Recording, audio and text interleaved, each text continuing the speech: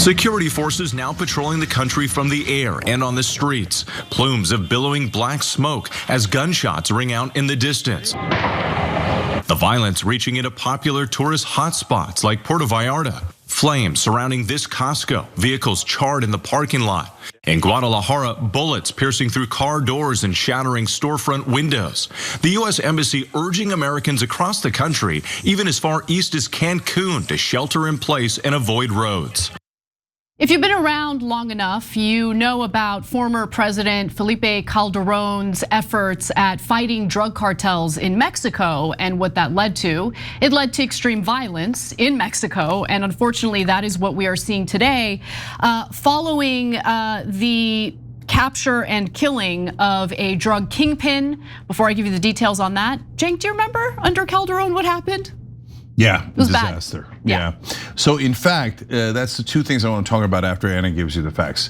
One is what are going to be the consequences of this? How badly will it devolve? Will it affect us? And number two, why was Sheinbaum pushed into doing this now as opposed to another time, especially with the Olympics about to go to Mexico in about 4 months? So we'll talk about all that. Anna, give them the facts. So let me just start off by saying cartels are a huge problem in Mexico, and it doesn't just impact Mexico. Obviously, the drug trafficking carried out by these cartels impacts the United States, where there is this unending appetite for various drugs that are killing our people. So I absolutely understand wanting to do something about the cartels.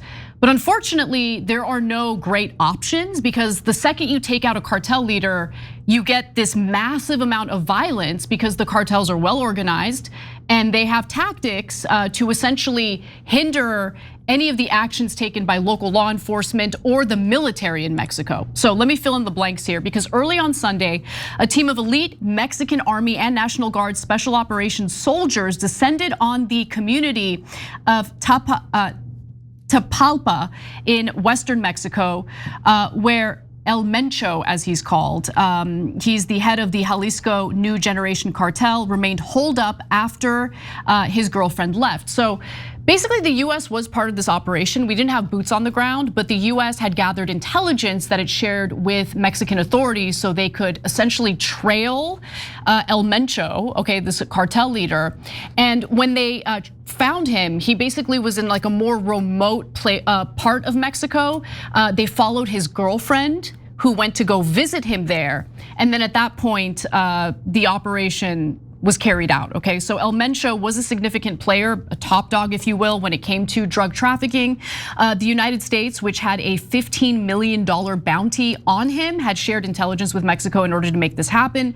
Mexico was facing a lot of pressure from the Trump administration to do something about the cartel violence.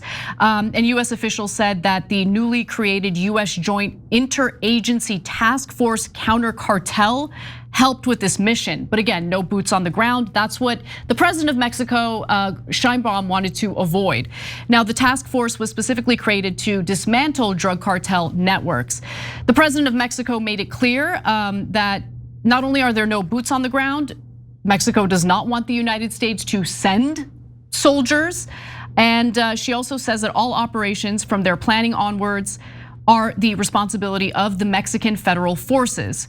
Now, authorities, again, were tracking his girlfriends in order to find him, and they chased him and his bodyguards into the woods after they had located him. A battle had ensued, and from what we're learning from these reports, the bodyguards had 2 rocket launchers and they fired them onto the Mexican troops.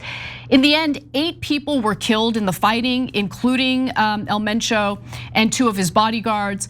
But dozens of people have been killed since that whole operation took place. More and more people have been killed. The cartel responded violently in 20 out of 32 Mexican states. More than 50 people died in the aftermath of the raid during the gang's counteroffensive. The dead included 25 Mexican soldiers and security officers and 30 alleged gunmen. There were also civilians caught in the crossfire, including a pregnant woman. A top financial operator for El Mencho, his last name is Oseguera was also killed in a gunfight at a nearby town as he attempted to flee in a car Sunday. The cartel operative was offering rewards of 20,000 pesos, around $1,200, for the death of any Mexican soldier involved in the operation.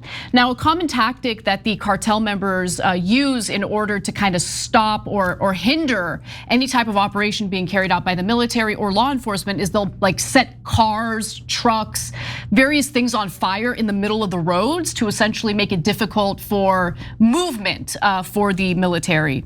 And so you will see a lot of videos of various fires on roads all across Mexico. Now, I do want to talk a little bit about the fact that, under the former Mexican president, Obrador, he at one point had captured El Chapo's son, but then let him go because violence similar to what we're seeing in Mexico right now had broken out. And in previous efforts to dismantle these cartels, under Calderon, for instance, the violence was so bad that I think it's kind of informed politicians in Mexico to not try to fight the cartels.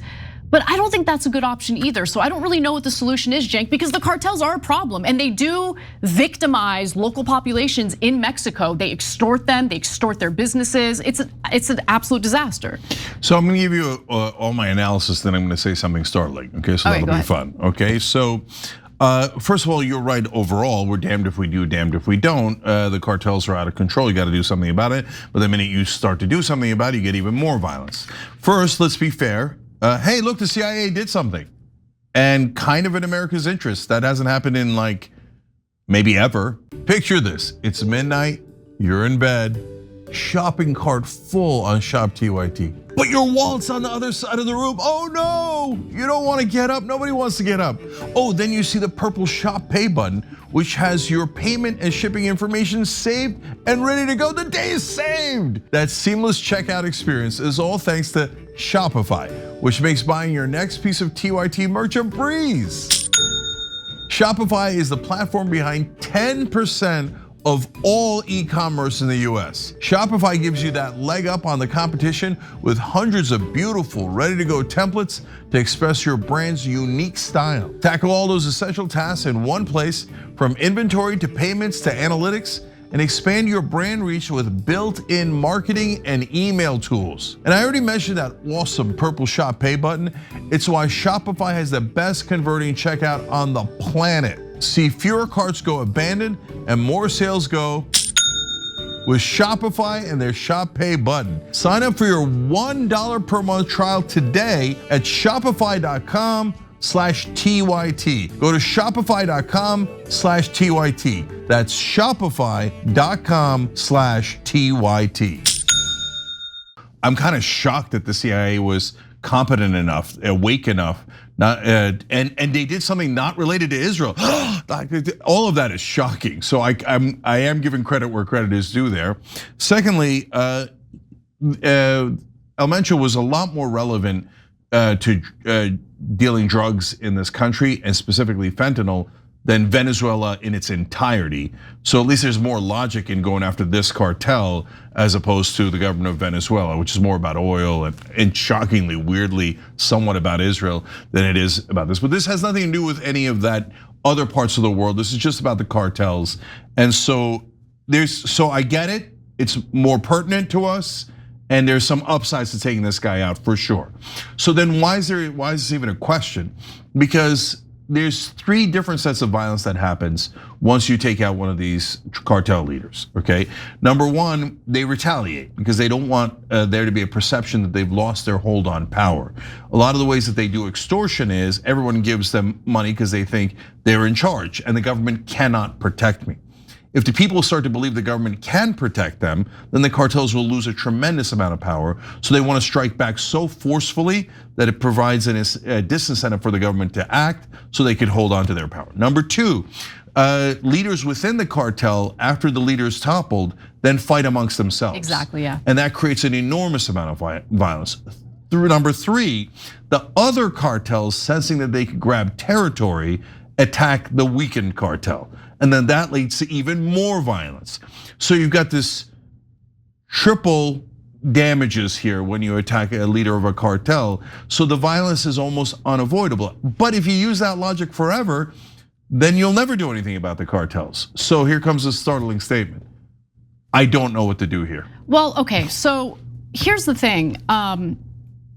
The reason why the cartels are as powerful as they are is because there is demand for what they want to supply, which is the drugs.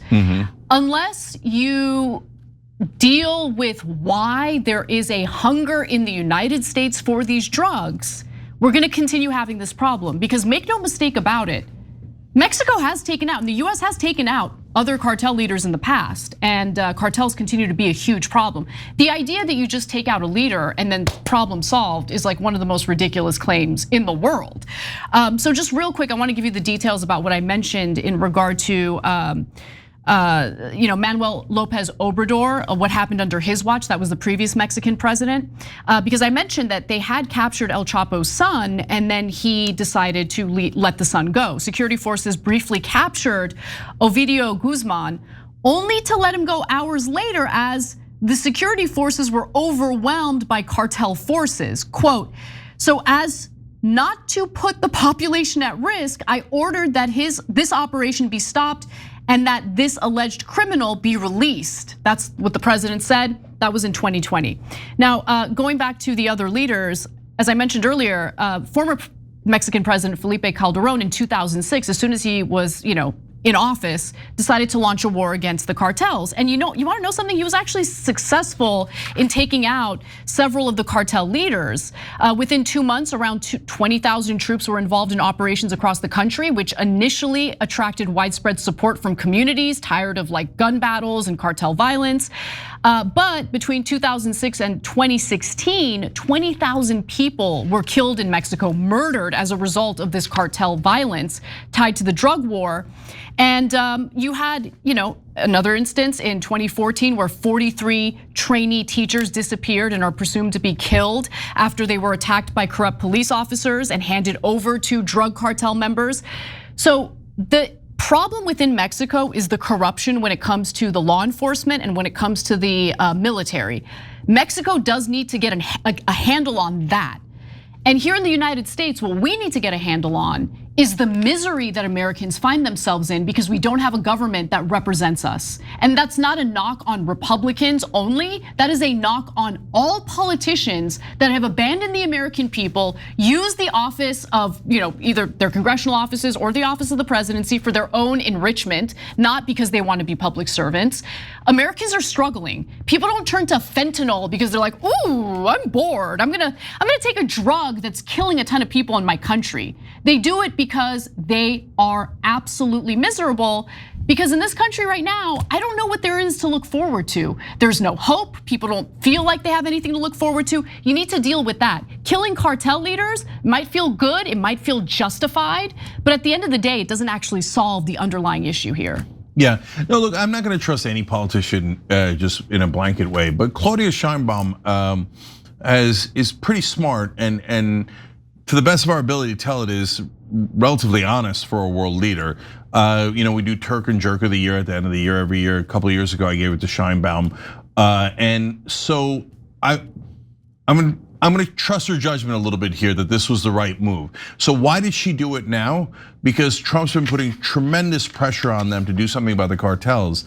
Sheinbaum was hesitant to do it because it upsets the status quo, and the Olympics and the World Cup are around the corner, mainly the World Cup in this case.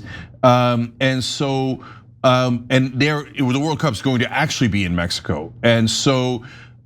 She was worried about like 4 months from the World Cup, we're gonna start this madness, right? But she got pushed into it.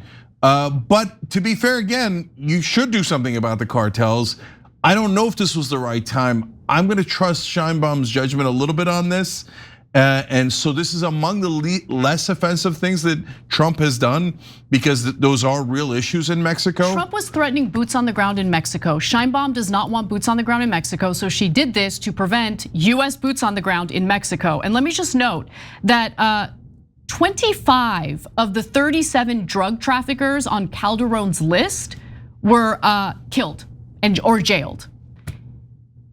cartels are still a huge problem in Mexico. An even bigger problem. Yeah. So it is a very intractable problem. Last thing is, there's one thing we could do. So over the last couple of years, the Mexican authorities have confiscated 23,000 weapons from the drug cartels in Mexico. 80% of them come from the United States. Yeah. We keep complaining about them exporting drugs here, fair, but we're exporting guns over there and it's literally killing them. But of course we don't block it because the gun manufacturers or corporations that give money to politicians. So while you're not looking, they say, oh, Second Amendment, and yeah, that's true for us, but they're also exporting a lot of those weapons to create chaos on our southern border. We could get that under control, but we don't have the political will because of the legalized bribery in this country. Every time you ring the bell below, an angel gets his wings. Totally not true, but it does keep you updated on our live shows.